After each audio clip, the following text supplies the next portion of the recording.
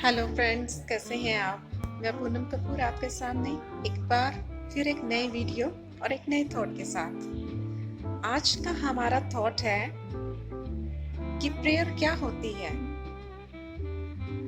Means प्रार्थना किसे कहते हैं। क्या बड़े बड़े ग्रंथों का अध्ययन करना या फिर कुछ संस्कृत के श्लोकों को बोलना, उसे ही प्रार्थना कहा जाता है। लेकिन फिर प्रश्न ये भी उठता है कि जिसे ये सब ये नहीं करना आता, क्या वो प्रार्थना नहीं कर सकता। तो फिर प्रार्थना है क्या। प्रार्थना हमारे हृदय की गहराई से निकला हुआ एक ऐसा भाव है जो हमारे अशांत मन को शांत करता है, हमारे बेचैन दिल को सुकून देता है और दुखी होने पर हमें सुख की अनुभूति कराता है। कहते हैं हमें अपने दिन की शुरुआत प्रेयर करने से करनी चाहिए, ताकि जो सर्वशक्तिमान है हम उसके साथ जुड़ सकें। हम खाना क्यों खाते हैं?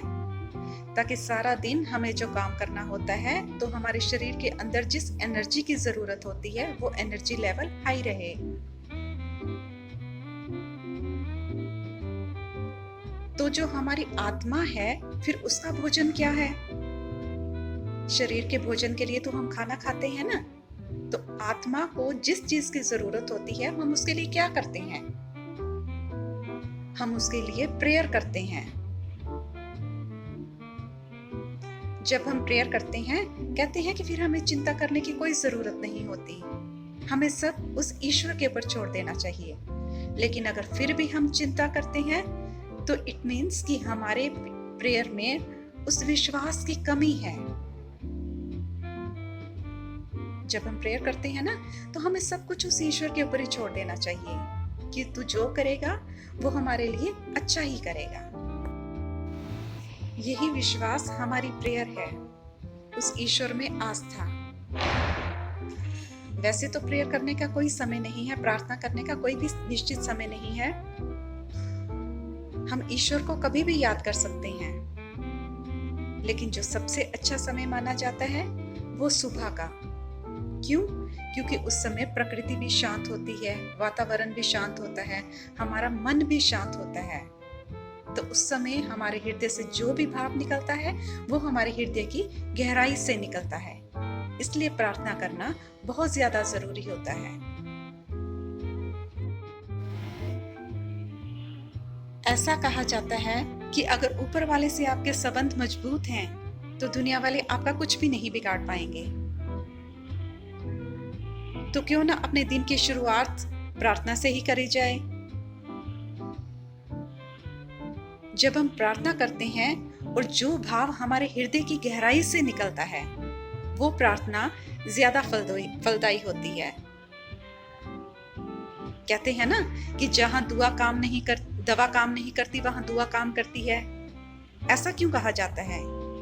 इसका यही मतलब है कि जब हर किसी चीज का असर कम हो जाता है तो उस समय जो भाव हमारे दिल की गहराई से निकलता है वो दवा से भी ज्यादा असरदार होती है। इतना असर होता है इन प्रार्थनाओं में। जब आप प्रार्थना करते हैं तो अपने साथ साथ इस विश्व के कल्याण के लिए भी प्रार्थना किया कीजिए, ताकि इस विश्व में शांति बनी रहे, सद्भावना बनी रहे, सबके साथ अच्छे मधुर संबंध बने रहें। इसी वजह से शायद आदिकाल से ही स्कूल में सबसे पहले आपने देखा ना कि सबसे पहले प्रेयर करी जाती है, उसके बाद ही बच्चे अपनी क्लास में जाते हैं। शायद इसी वजह से ऐसा विधान बना हुआ है। प्रार्थना करने से हमारे मन को शांति मिलती है, दिल को सुकून मिलता है, बेचैन मन शांत हो जाता है। अगर हम गुस्से में भी हो और थोड़ी देर के लिए अपनी आंखें बंद करके बैठ जाएं तो गुस्सा भी शांत हो जाता है ना। जब हम शांत मन से उस प्रकृति को याद करेंगे, उस ओंकार को याद करेंगे। देखिए, ईश्वर का कोई भी रूप, किसी भी रूप में आप उससे पूजा कर सकते हैं, चाहे उसे राम के कृष्ण रूप के में मानिए, चाहे कृष्ण के रूप में, चाहे माँ भवानी के रूप में मानिए, माँ दुर्गा के रूप में, लक्ष्मी के रूप में, सरस्वती के रूप में, वाहे गुरु के रूप में, ओंकार के रूप में, शिव जी के रूप में, किसी भी रूप में मानिए, जिसमें भी आपका मन टिकता है, उसी से आप अपने दिल की बात करिए। अगर प्रार्थना करनी नहीं आती ना, ये जरूरी नहीं होता कि बड़े बड़े श्लोक पढ़े जाएं। कहते हैं कि अपने दिल से जब हम उस परमात्मा के साथ जुड़ जाते हैं, हम उससे अपने दिल की बात करते हैं, यही सबसे बड़ी प्रार्थना होती है। वो हमारे मन के भावों को तो समझता है ना। पूजा करने के लिए ज्यादा आडंबर की भी जरूरत नहीं होती कि मेरे पास ये चीज नहीं है तो मेरी पूजा सफल नहीं हुई। आप उसके साथ अपने मन के भावों के साथ जुड़िए। प्रार्थना करने के लिए क्या ईश्वर को किसी चीज की जरूरत है हमारी ओर से? कई बार हमें ऐसा लगता है कि हमने ज्यादा दान नहीं किया तो हमारी प्रार्थना सफल नहीं हुई, हमने फूल नहीं चढ़ाए तो हमारी प्रार्थना स्वीकार नहीं हुई। उस ईश्वर ने जिसने ये सब बनाया है, उसे इन चीजों की क्या जरूरत है? उसके द्वारा तो अपने मन के भावों से जुड़ा जा सकता है। कहते हैं ना कि ईश्वर तो भाव का भूखा होता है, उसे इन सब चीजों की क्या जरूरत है?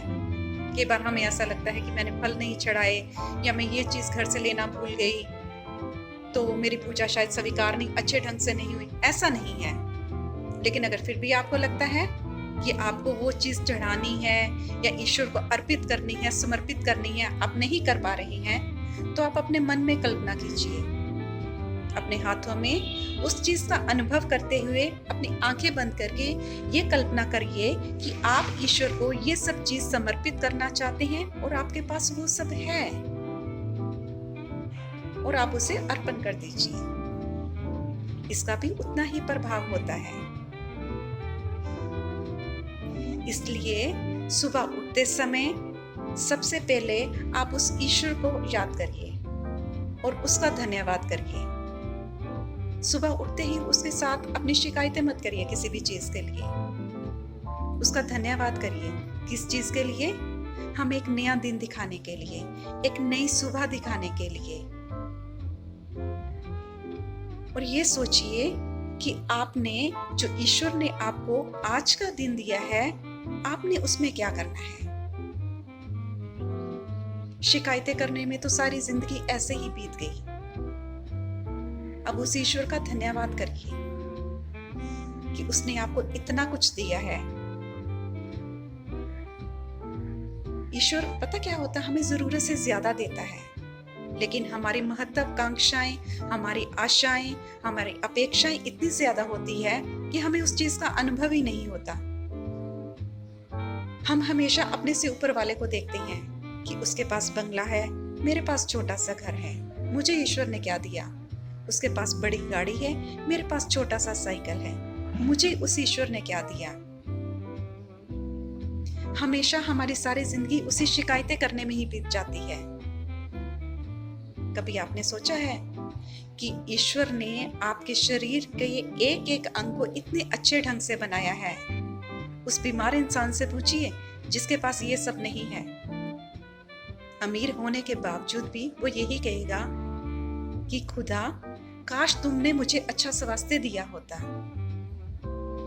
अगर आप इसे दिल की गहराई से समझेंगे ना, तो हम अपने आप में करोड़पति हैं।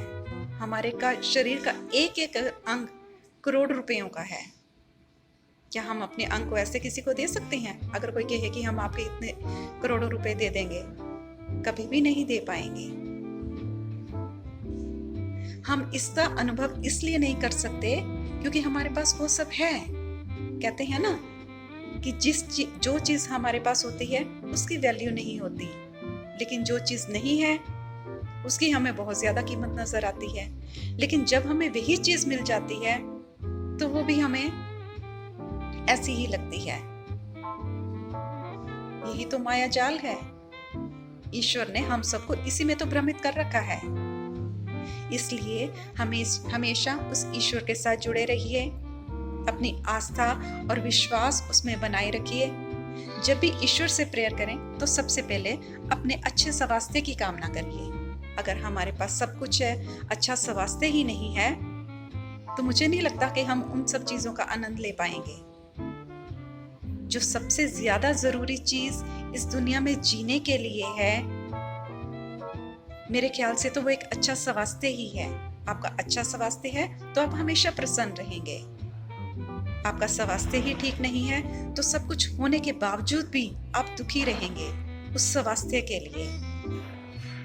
इतनी कीमत है इसकी जो ईश्वर ने हमें फ्री में दिया है। अगर आप उठ सकते हैं तो ब्रह्म मुहूर्त में उठिए, उस ईश्वर को याद करिए। कहते हैं कि जो सूर्य देव और चंद्र देव हैं वो प्रत्यक्ष देव हैं। हम भगवान को तो इधर उधर ढूंढते हैं ना। अब देखिए सूर्य देव अपने समय पर निकल आते हैं, इस दुनिया में उजाला करते हैं। उनकी उपासना करिए, आपको जो भी अच्छा लगता है, आप जिस भी रूप में उसकी पूजा करना चाहते हैं। कहते हैं ना कि सब रास्ते अलग अलग हैं लेकिन मंजिल एक ही है। तो जब भी प्रार्थना करिए अपने दिल की गहराई से करिए। रात को सोने से पहले भी आप प्रेयर जरूर करिएगा और ये सोचिएगा कि आपने दिन में आज क्या क्या किया।